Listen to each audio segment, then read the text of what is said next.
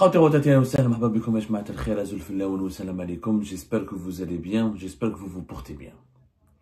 Le 9 mars 2025, c'est une journée très bizarre dans l'histoire de la gestion et de la gouvernance de l'Algérie.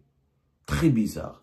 D'ailleurs, j'ai pris beaucoup de temps avant de faire cette émission parce que je voulais vraiment comprendre est-ce que ce jour-là, Abdelmadjid Tebboune et ses ministres, parce que cette décision dont nous allons parler a été prise en plein conseil des ministres, est-ce qu'ils étaient conscients ou la Ramadan?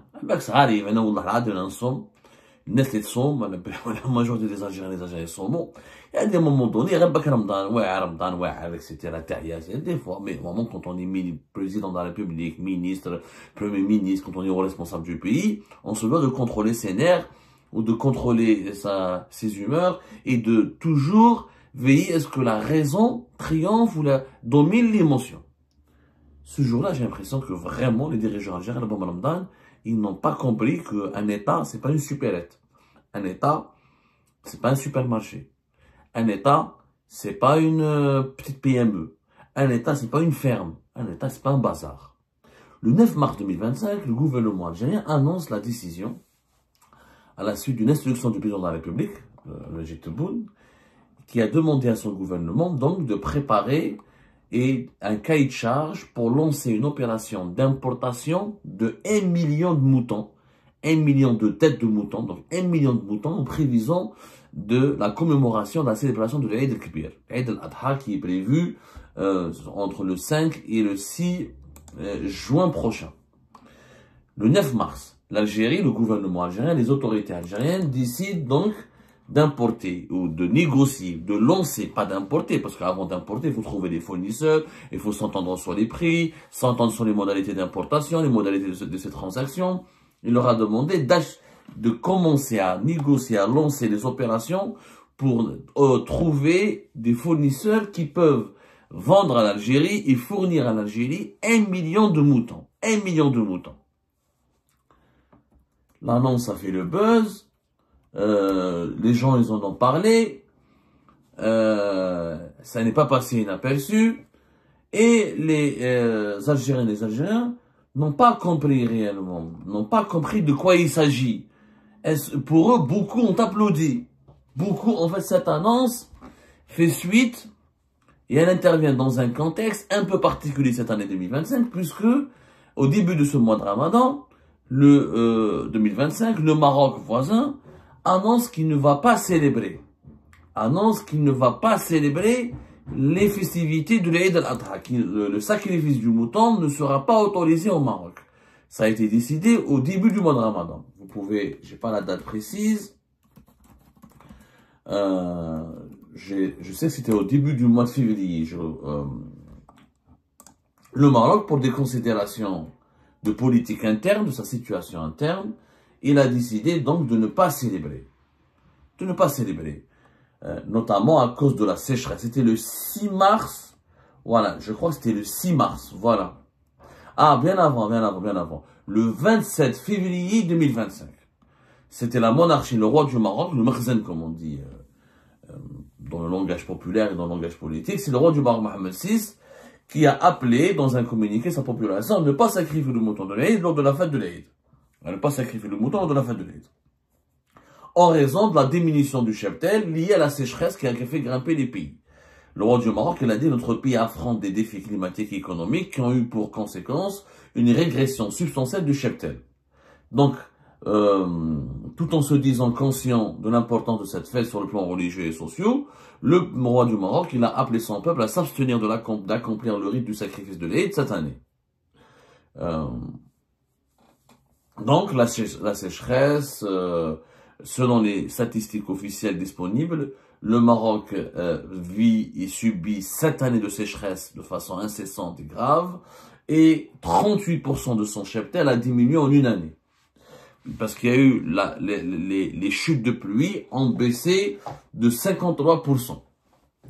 Donc le Maroc a pris cette décision qui a vraiment suscité un énorme buzz et qui a frappé l'attention de tout le monde musulman et le monde arabe.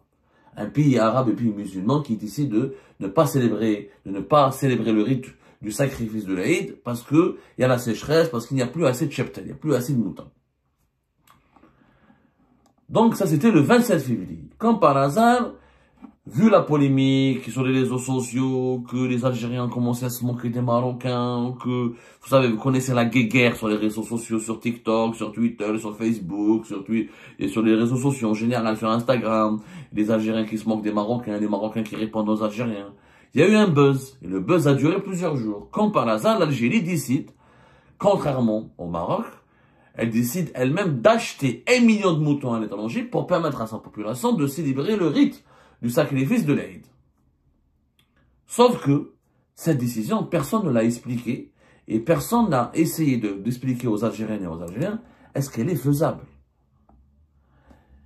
Sur le plan technique et sur le plan logistique, l'Aïd c'est entre le 6 et le 5 juin. La décision a été prise le 9 mars.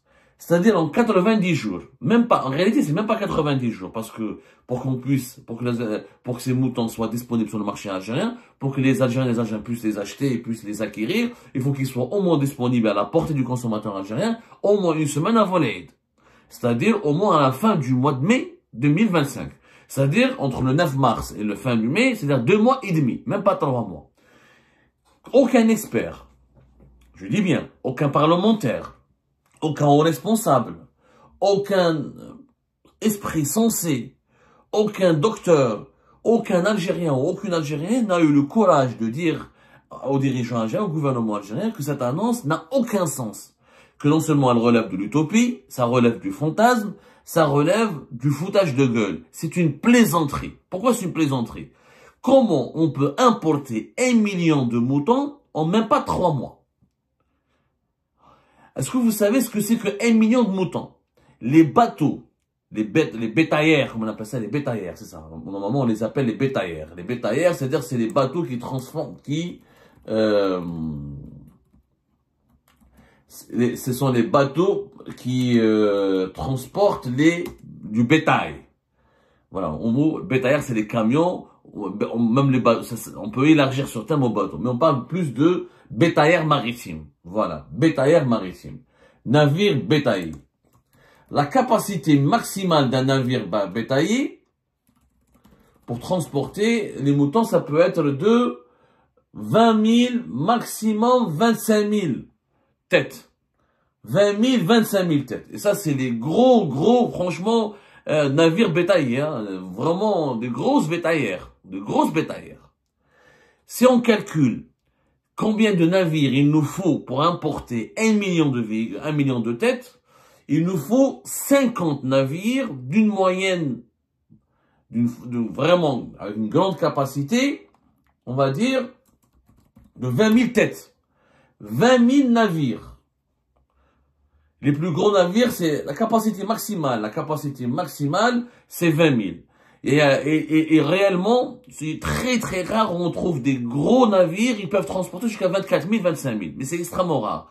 Et quand on s'intéresse au transport maritime, on dit que les bétaillères peuvent embarquer maximum jusqu'à... La majorité des bétaillères qui sont utilisées dans le trafic maritime international, c'est 14 000, 15 000. C'est ou 3 800, 4 000 bovins, ou 14 000, 15 000 ovins, moutons.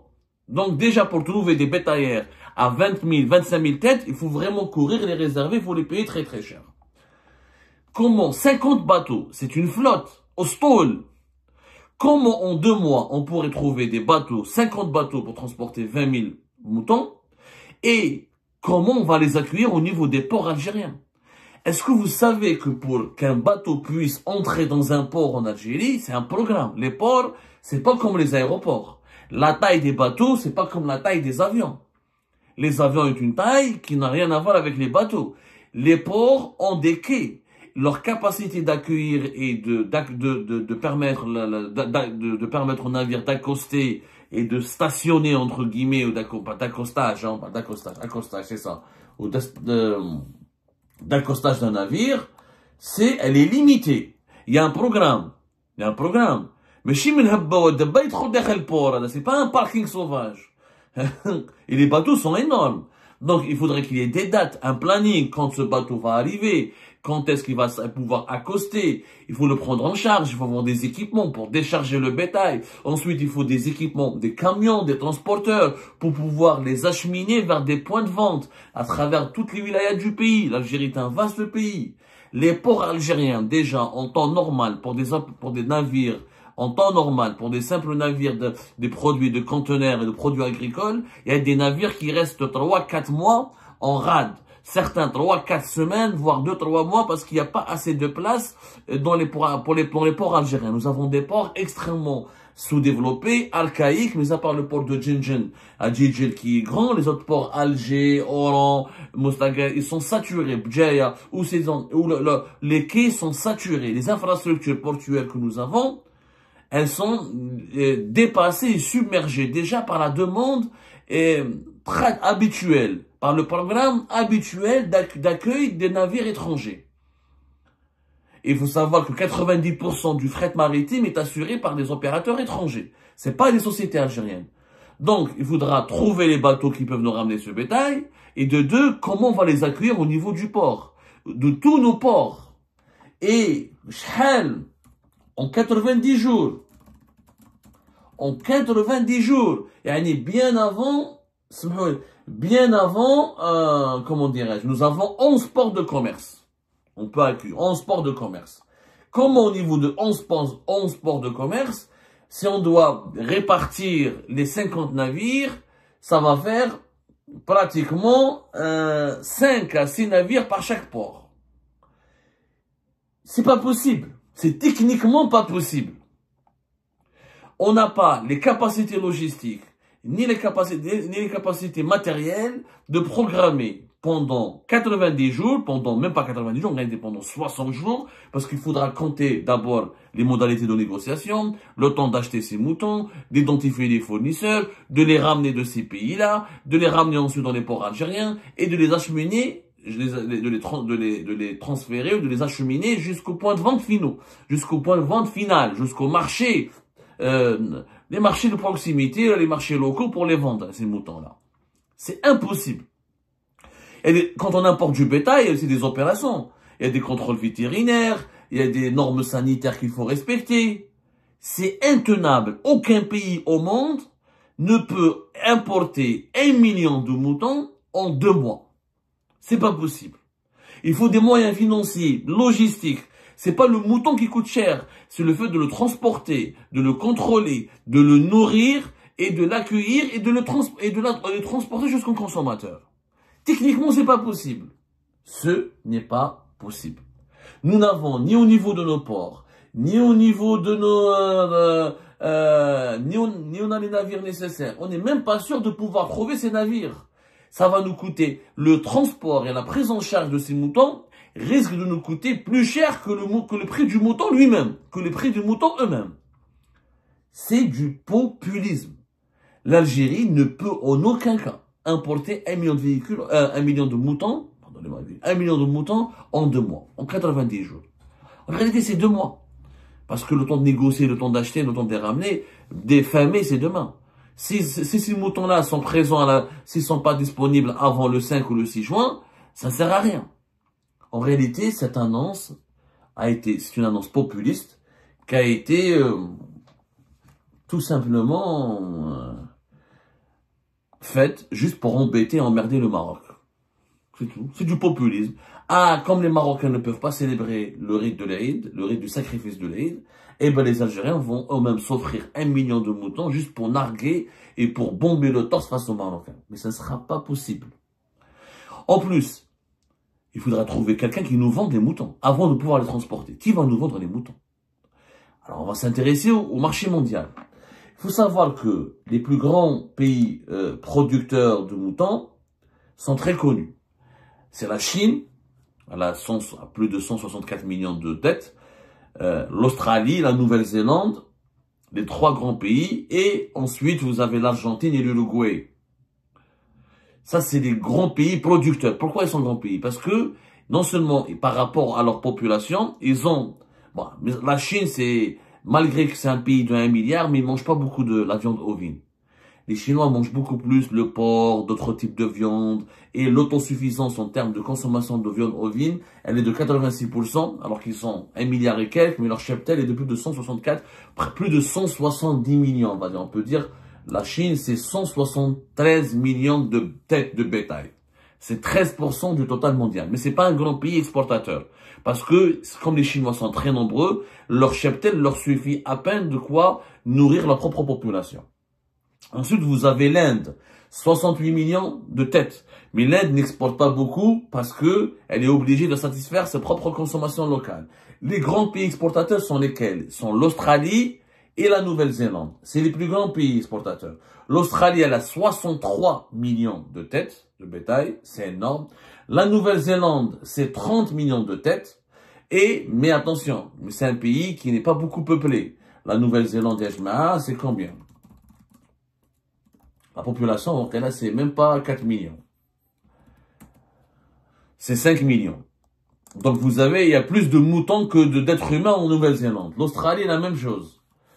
La population Taha, c'est 30 millions et quelques. Même pas 30 millions, 26 millions. Donc ils ont beaucoup de moutons. Ce sont les plus grands pays exportateurs. Mais ça, c'est des pays lointains. Les pays qui peuvent vous vendre rapidement des moutons, c'est l'Australie et la Nouvelle-Zélande. Mais c'est des pays lointains. Donc le coût de la logistique, le frais maritime pour ramener les moutons depuis la Nouvelle-Zélande et l'Australie, ça sera extrêmement cher. Extrêmement compliqué, on ne sera pas dans les délais. Et puis voilà, le mouton australien, il est très demandé. Les Australiens et la Nouvelle-Zélande exportent beaucoup vers l'Union européenne. Donc ils ont beaucoup de clients en Europe. Ils ont beaucoup de clients à travers le monde. Donc c'est pas du jour au lendemain, tu viens, tu leur dis, vendez-moi 1 million de moutons. C'est des négociations, c'est est-ce que le cheptel est disponible, etc. Les pays les plus proches géographiquement de nous et qui sont sur le plan logistique, c'est-à-dire sur le plan du fret maritime, du transport et de l'acquisition, le plus facile à nous fournir du mouton, c'est les pays européens. En Europe, nous avons qui? Nous avons la Roumanie, l'Espagne, le Royaume-Uni, l'Irlande et la France.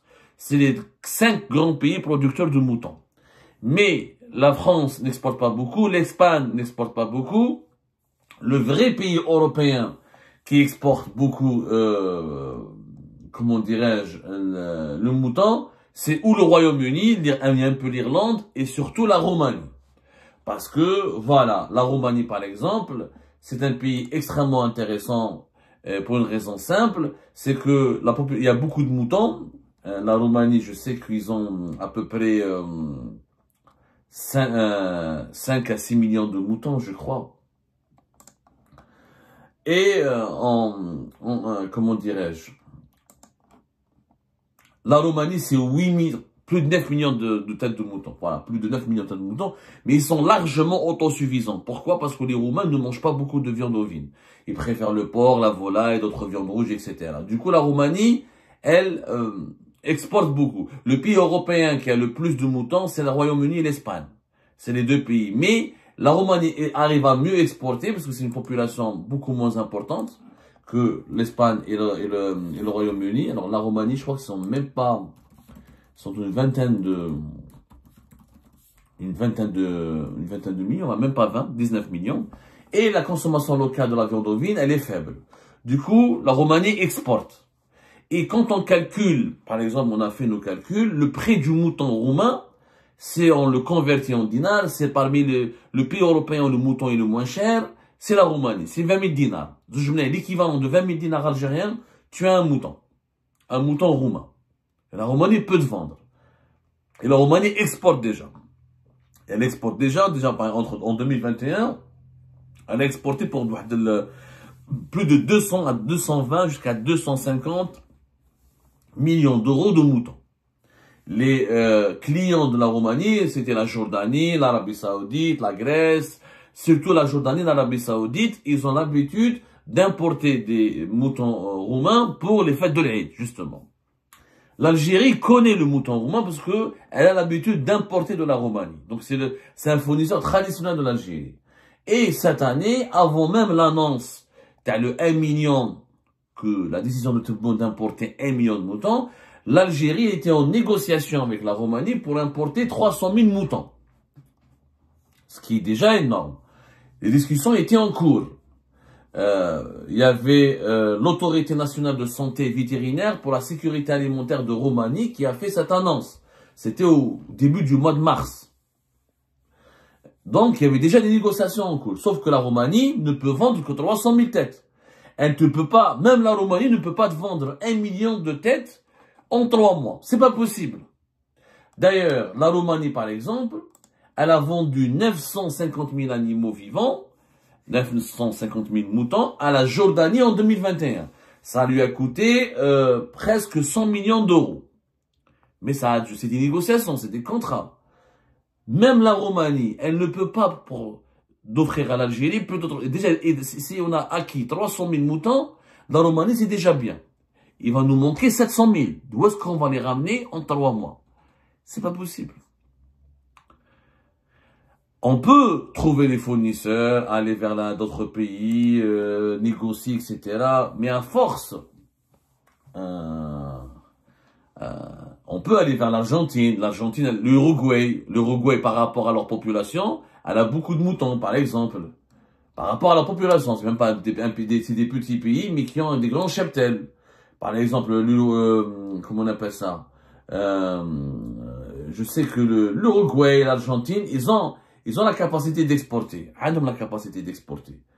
Mais ils sont loin.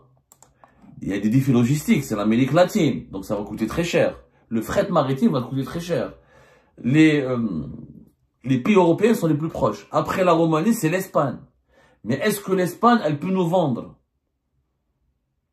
700 000 pour compléter le quota de la Roumanie? Aucune certitude. C'est pas possible. En fait, il faut pas être grand expert. Un simple calcul arithmétique. Au regard du délai. Si l'Algérie avait décidé d'importer 1 million de moutons il y a de cela 1 année ou là 2 ans, je pourrais vous dire, c'est peut-être faisable. Mais en 2-3 mois, c'est tout simplement impossible. Impossible. Impossible, impossible. Parce que même l'Espagne, même la Grande-Bretagne, même l'Irlande, ils ont d'autres, ils ont d'autres clients. Et si l'Algérie fait un forcing sur le marché international des moutons, elle pourrait provoquer à cause de sa demande urgente une augmentation des prix. Une augmentation des prix. C'est-à-dire que la demande algérienne va déstabiliser le rapport entre l'offre et la demande, et les pays vendeurs comme la Roumanie, l'Espagne, l'Australie ou l'Argentine seraient tentés d'augmenter leur prix. Ok, tu veux que je te vende beaucoup de moutons, mais en urgence, mais rapidement. Tu payes le prix fort. Tu payes le double. Donc, ça peut créer une inflation. Cette opération pourrait nous coûter d'ailleurs plus de 260 millions de dollars. Que l'Algérie va claquer d'un coup juste pour ramener des moutons, juste pour narguer le Maroc. Parce que ça n'a aucun sens. Il faut savoir que les Algériens et les Algériens sacrifient chaque année l'équivalent de 3,5 millions de moutons. Et des moutons, nous sommes censés en avoir. Il faut savoir que nous avons un cheptel en Algérie. Sauf que le mouton en Algérie, d'ailleurs, pourquoi le pouvoir algérien veut importer les 1 million de moutons? Parce que, en réalité, les mêmes problématiques qu'il y a au Maroc sont en Algérie. La sécheresse, elle frappe le Maroc comme elle frappe l'Algérie, notamment l'ouest algérien. La sécheresse en Algérie, elle est moins terrible qu'au Maroc, mais elle existe. La baisse du cheptel algérien, elle est d'actualité. Les problèmes, le mouton local, nous avons d'excellentes races et d'excellentes viandes, et nous sommes un pays de consommation et de production de viande ovine. Mais malheureusement, le mouton est cher en Algérie, il restera cher, il est condamné à rester cher pour des raisons objectives. Le mouton en Algérie n'est pas cher parce qu'on a envie qu'il soit cher. Il y a des éleveurs en Algérie, il y a des Algériens et des Algériens, à cause du discours médiatique populiste dominant et le manque de pédagogie et le manque, on va dire, de culture, et les gens qui ne s'informent pas, et le manque de franchise de nos dirigeants, ils n'expliquent pas réellement la réalité à notre population. Ils pensent qu'il y a un complot, que les éleveurs décident tout seuls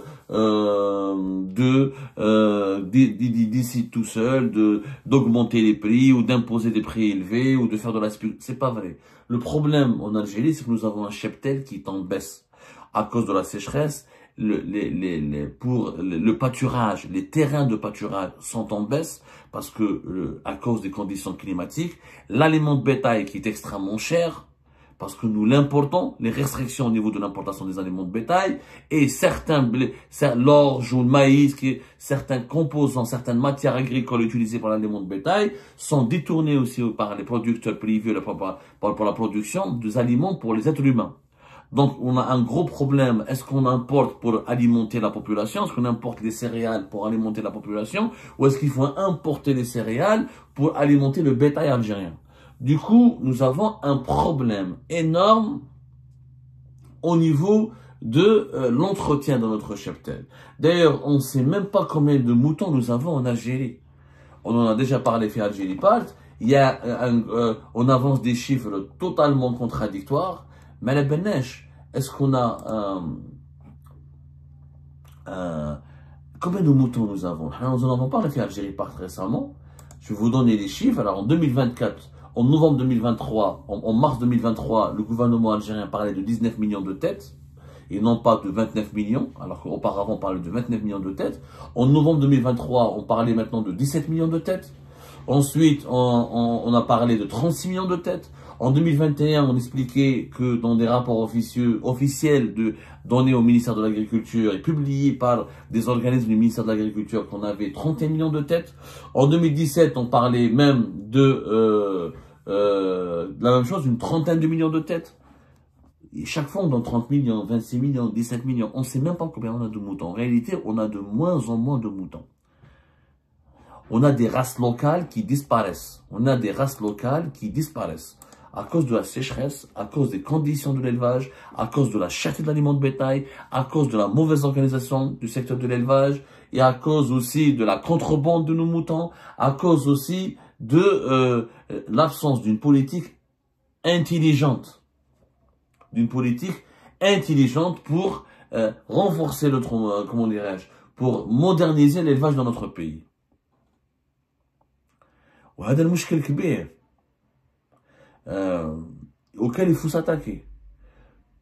Il y a trois problèmes. Comment limiter les dégâts de la sécheresse, trouver de nouveaux espaces de pâturage et régler la problématique de l'aliment de bétail.